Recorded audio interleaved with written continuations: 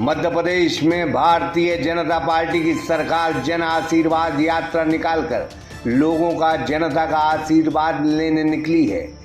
साथ ही वह पूरी दम के साथ यात्रा निकाल रही है। देश के बड़े बड़े नेता इस यात्रा में शामिल हो रहे हैं। 18, 19 और 20 तारीख को यह जन आशीर्वाद यात्रा सागर में रहेगी, जहां 3 मुख्यमंत्री सागर में होंगे। पहले दिन हरियाणा के मुख्यमंत्री मनोहर लाल खट्टर, इसके बाद उत्तराखंड के मुख्यमंत्री पुष्कर धामी और शिवराज सिंह चौहान के आने की संभावना है। यह जानकारी प्रेस वार्ता में आशीष अग्रवाल, जो प्रदेश मीडिया प्रभारी हैं, उन्होंने दी है। वहीं सागर में प्रदेश के मीडिया प्रभारी आशीष अग्रवाल ने कांग्रेस के संविधान बचाओ कार्यक्रम को लेकर कहा है कि कांग्रेस को 1975 का आपातकाल याद कर लेना चाहिए।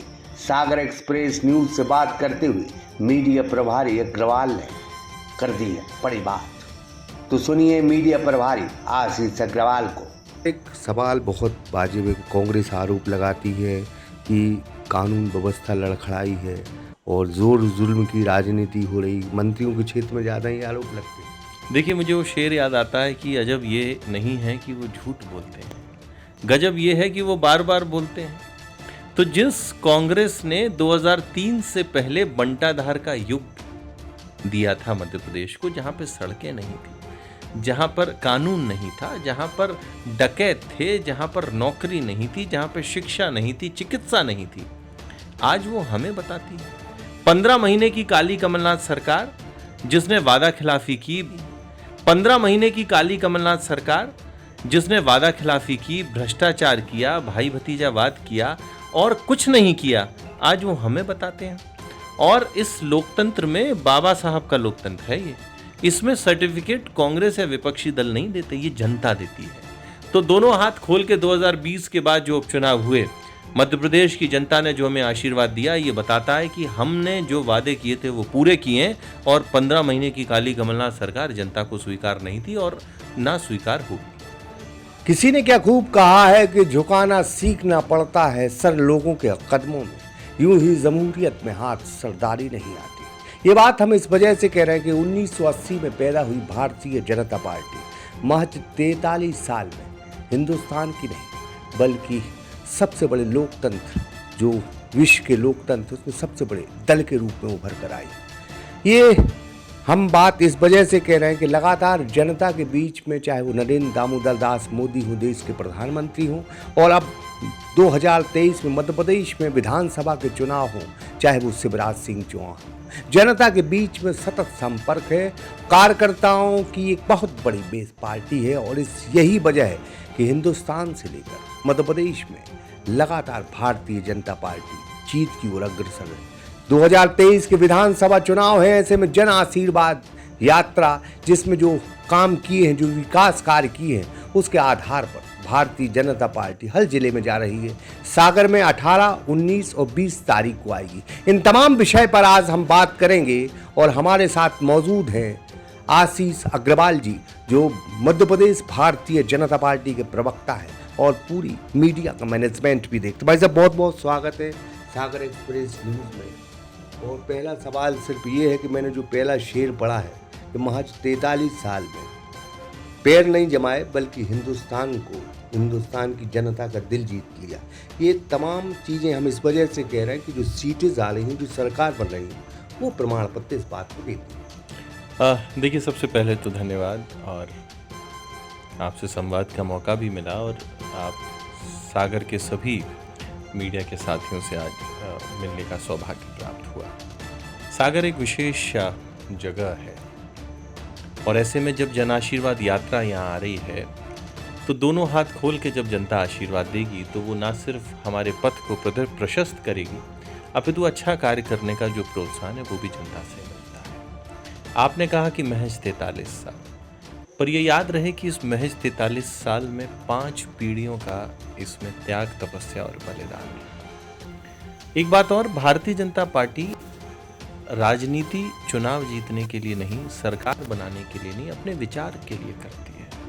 और हमारा विचार है अंत्योदय, हमारा विचार है राष्ट्रवाद, और ये दोनों अगर किसी मार्ग से पूरे होते हैं तो वो है विकासवाद। तो जब इन तीनों धुरियों पर सरकारें चलती हैं तो गांव गरीब किसान का जीवन भी बदलता है, माँ भारती का वैभव अजर और अमर भी होता है, और इसके साथ देश ही नहीं पूरे विश्व में भारत का डंका बजता है। तो इन सब उद्देश्यों को लेके हमारी डबल इंजन की सरकारों ने देश और मध्य प्रदेश में महते काम किए हैं, और इन कार्यों के आधार पर चूंकि मध्य प्रदेश में विधानसभा के चुनाव हैं और जनाशीर्वाद लेना हमारी कार्यशैली का एक विशिष्ट हिस्सा रहा है कि हम चुनाव से पहले अपने रिपोर्ट कार्ड को जनता के मध्य लेकर जाते हैं और उन कार्यों को पूरा किए गए आधार पर जनता से आशीर्वाद मांगते हैं। तो यही आशीर्वाद की यात्रा इसी आकांक्षा से सागर के क्षेत्र में आ रही है।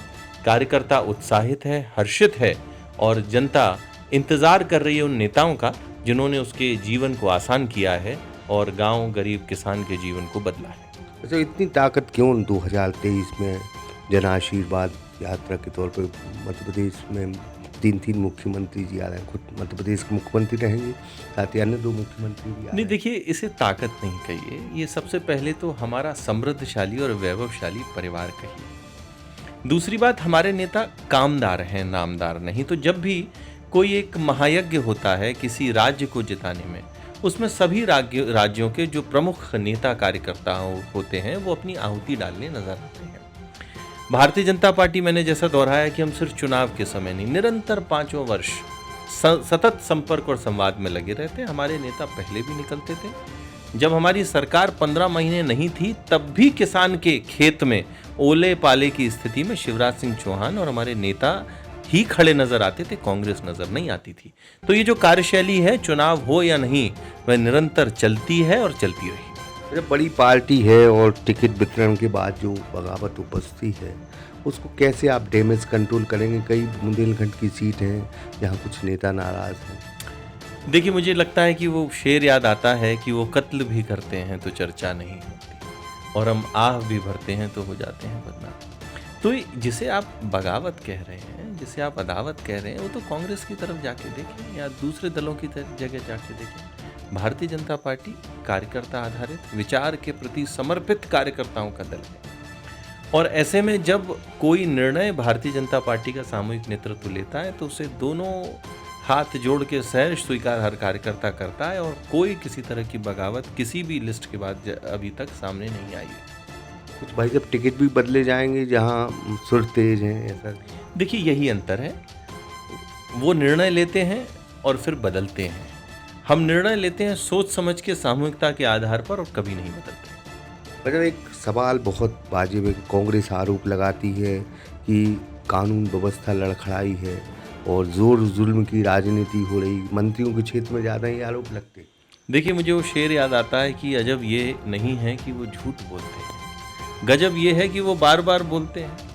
तो जिस कांग्रेस ने 2003 से पहले बंटाधार का युग दिया था मध्य प्रदेश को, जहां पे सड़कें नहीं थी, जहां पर कानून नहीं था, जहां पर डकैत थे, जहां पर नौकरी नहीं थी, जहां पे शिक्षा नहीं थी, चिकित्सा नहीं थी, आज वो हमें बताती है।